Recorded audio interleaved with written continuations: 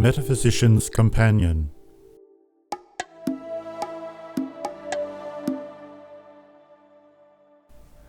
Oh, welcome back to the Metaphysicians Companion, where this week we ask the question, does life continue after death?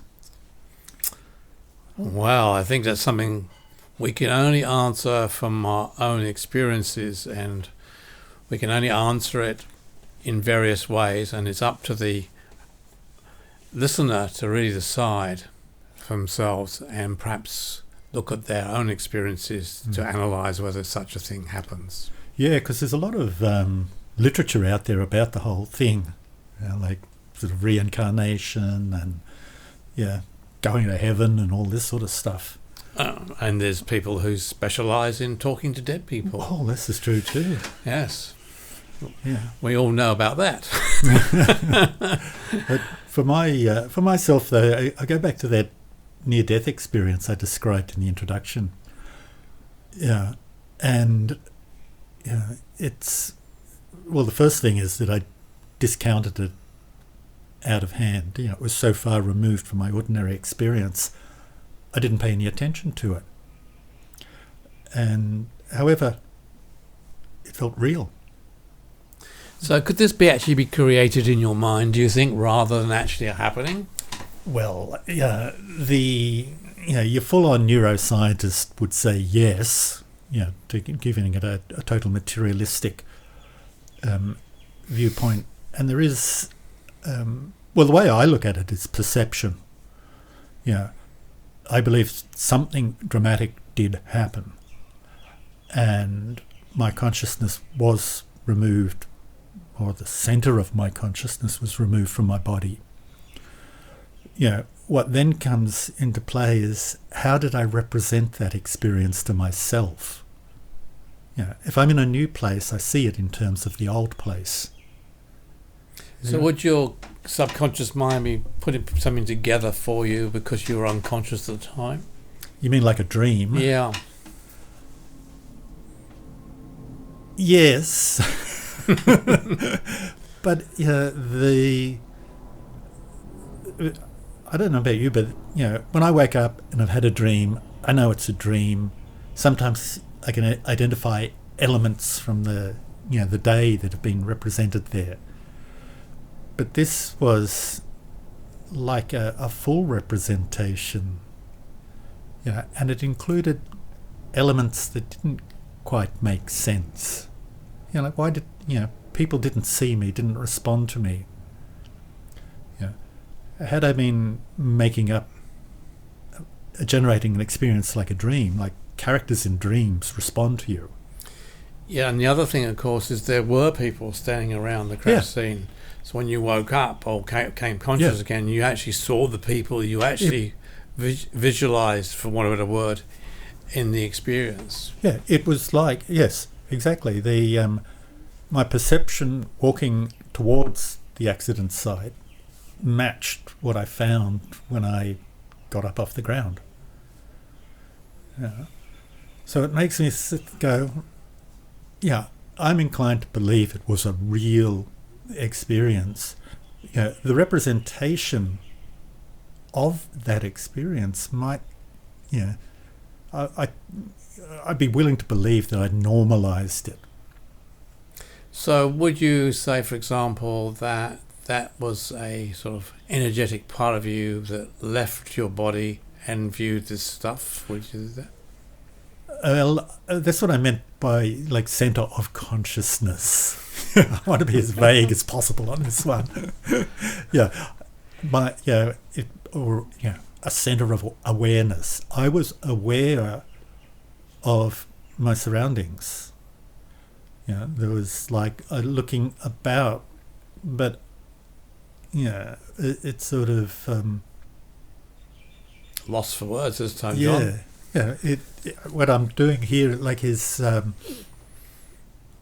remembering it, which is generating an experience to start with. Pulling things out, and memory can be notoriously bad, but this was such a profoundly different experience, one that bam I remember, the details. So I guess from a conclusion, really, you would be probably saying that you actually felt that you had an out-of-the-body experience where a part of your consciousness was outside your body at that time, which then leads you to believe does that exist after death as well? Well, I think so, but I have no idea. Well, I have no idea. I didn't see any bright light. Go to the light, John. But, there was no... I think all of the... I'll say the characters that I saw during the experience were real people doing stuff that real people do. There were no, absurd features like in a dream. It was like real life. And as I said, the things that, make me go, what's going on here? It's like I distinctly recall taking my crash helmet off. If I'm out of the body, what am I doing wearing a crash helmet? Yeah. It's like I've generated parts of the experience. That's what I meant earlier when I said normalized. It's like, oh, I'm in a different space. How do I make sense of this? What was I last doing? I was sitting on a motorcycle. Not as conscious train of thought, but a habit. So I'm in the place I last was. So perhaps we leave it there, because I guess what you're really saying is that you actually believe in yourself that this was an out-of-body experience. From my point of view, I mentioned, of course, about my going to see this medium who talked about my mother. Now, that experience, when you think about it, wasn't a physical experience. That was somebody else telling me something that was impossible to know. Now, was that my mother talking to her? Yeah. Or was it something she picked up at another level? Or what? So that is the questions I will be asking there. I actually think that my mother was there, because the detail was quite detailed at the time, and that made me think that yes, that my mother's consciousness was still around. I'll leave that one there, but added to that, when my father died, I went to stay with my cousin, and I was sleeping on the floor in the lounge room. And I turned the light off, and I was lying in bed, and my mind was drawn to turn to my right-hand side, and I looked across in the pitch black, and there was my father sitting in the chair. Now, that could be an illusion, of course. Yeah. Or maybe not. Or perception of a different kind. It could be. But the interesting part is I get the call in the morning that my father had passed away. Oh, okay. So he was alive the last time you'd seen him? He was, yeah. I'd seen him that day, actually. He's a very sick man at the time. Yeah. So you could say that my mind was trying to accept it, for example, or whatever, but doesn't take away from the actual experience that there he was. Yeah. So this is... being a real computer nerd, information. That you gave the example of the medium for the first time. Is there an essence of the person present with whom that medium can communicate? Or does that medium have the ability to perceive information through channels which are not ones we normally accept as real, basically? How do we know what we know? It's really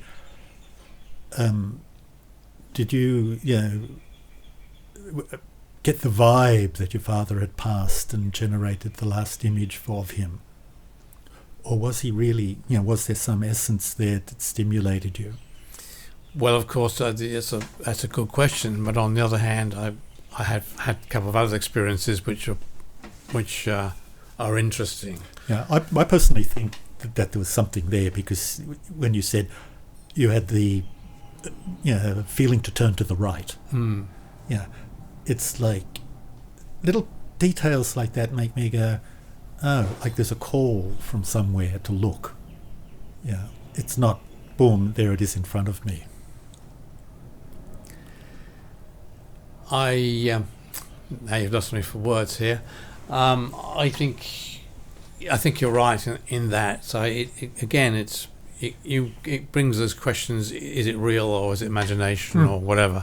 And that's fine. And as I said to you, but the other side thing is that other things have happened to me. For example, I used to meditate on a point in Sydney every morning, and used to go and sit on a bench out there and look out the ocean and meditate. And one morning I was sitting out there, and as I sat there with my eyes closed, I have to admit, this image came to me of my aunt, my mother's sister actually she was, and she was alive at the time, standing in front of me, and my inner self knew that my aunt had passed away.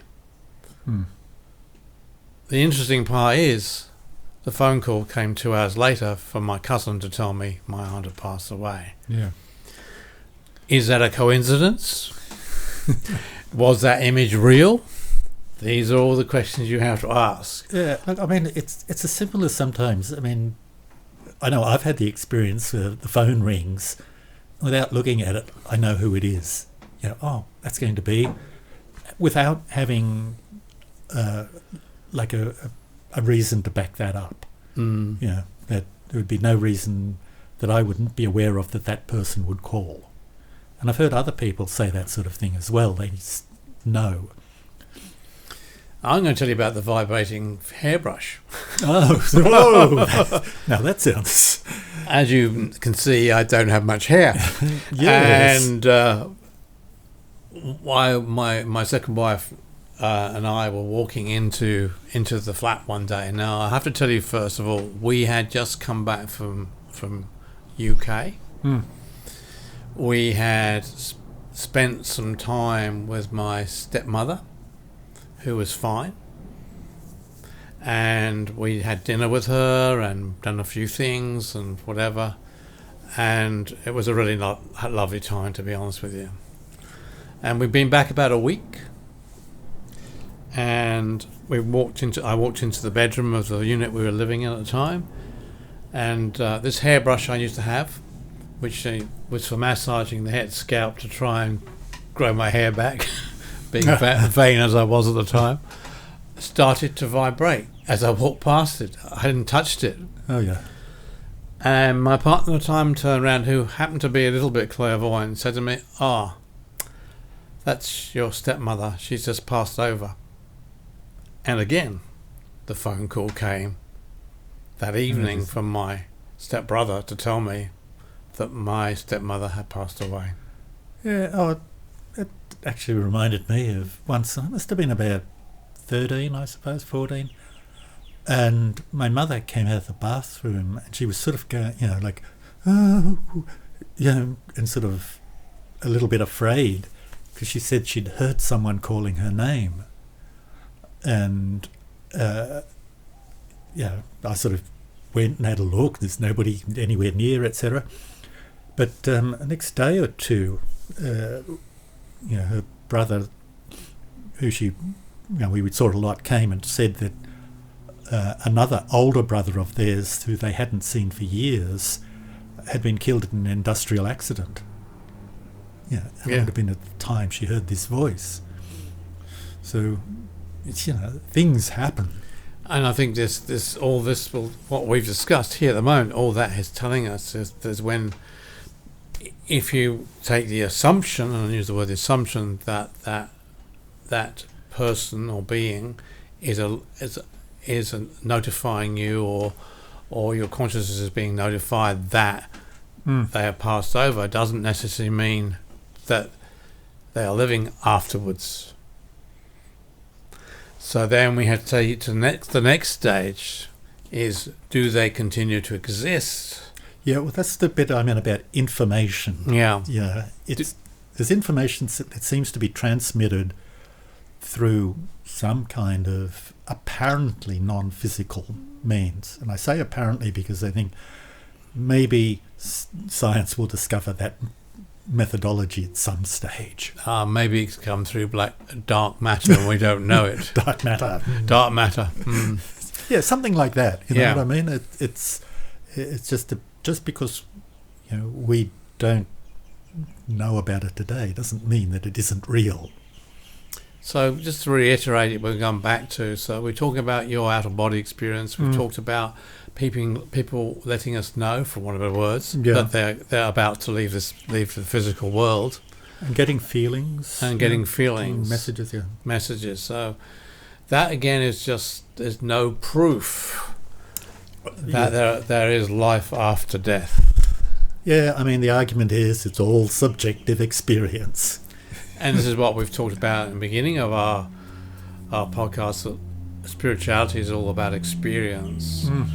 So the next thing is, can we move that experience away from this beginning type of thing where you are aware of A, leaving your body during an accident, B, that people appear to you or allow you to know that they are on the way, they're moving across to the other side.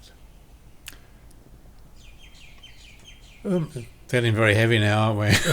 Well, I don't know if it's right. I just thought of another experience where a friend had died of MS. Oh, yes.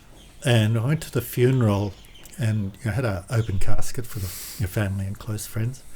And I remember looking and thinking, how is it now? And this image flashed into my mind. I could just see her smiling. Like background is like a field or something. Mm-hmm. And I went, oh, okay. And I accepted that. It was, it's not the sort of image I would have generated consciously. And I don't, it's sort of, the message was, hey, everything's okay. It's even good. I can equate with that, because when my second wife passed away,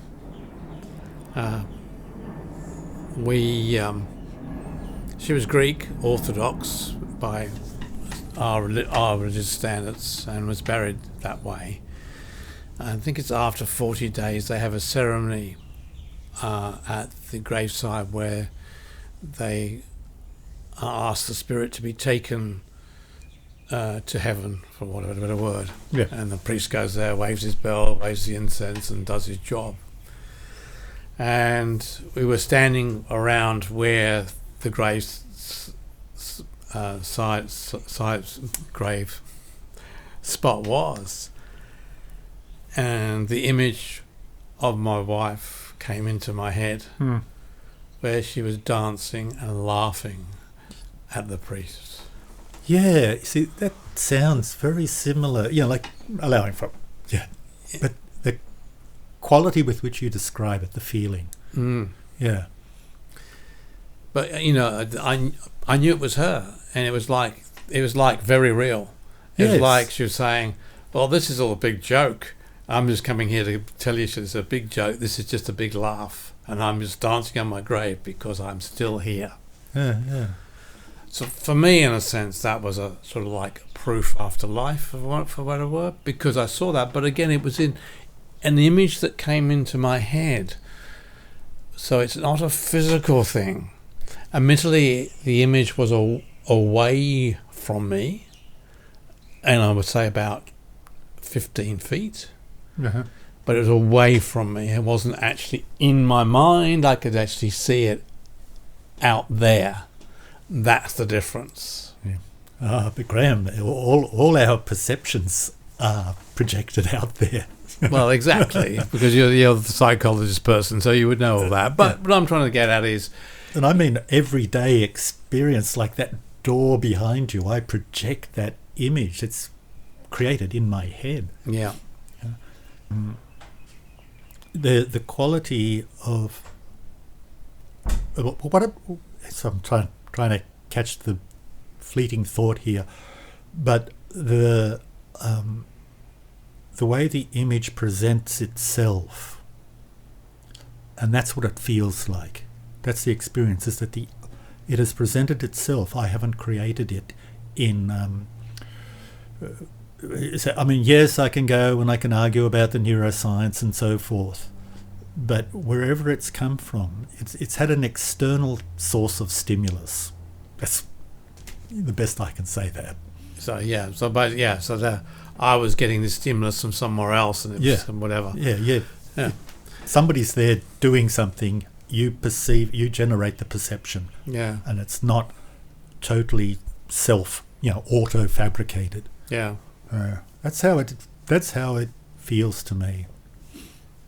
So again, it goes back to whether you believe there's life after death is about experience and whatever. Now, you might go to a medium that will tell you stuff. That's fine, but you're not experiencing it. It's the medium telling you what it is, unless they give you information that's impossible for them to know. Like as I mentioned with my experience. Yeah, of course. Yeah, like, I mean, that's the downside, isn't it? Like all the charlatans, the frauds out there who, do cold readings. The audience, they're like stage hypnotists, magicians with somebody. I'm getting the letter R. The letter R. Is somebody in the audience making? My husband Richard died. That sort of thing. Yeah. Like there's, sort of. Gives it all a bad name, but just because there are frauds doesn't mean there's nothing. Something isn't real. Yeah, I think, as I said, my experience with Jesse Nason was really basically how it cemented my belief that there were people out there who could actually do this stuff. Yeah. Only purely because of what knowledge and information she gave me. Yeah. And we could argue, of course, it came from a different source, but she was reiterating that A, that was my mother, and B, this was the second person was a relative of Don, who passed away, a great uncle or something. But the bottom line is that the way it was presented, it came from the other side. Now, what goes on after that? I have no idea. Well, that's a big question, and there'll be lots of stuff written on it, including stuff I've written, but that, I think, is something for another time. Oh, I think you're right there, Graham. Well, I hope we've inspired you with this podcast, so we look forward to seeing you next week, Jim. Well, I feel inspired. That's great news. And farewell for now, and hope you tune in for the next one. Bye. Bye.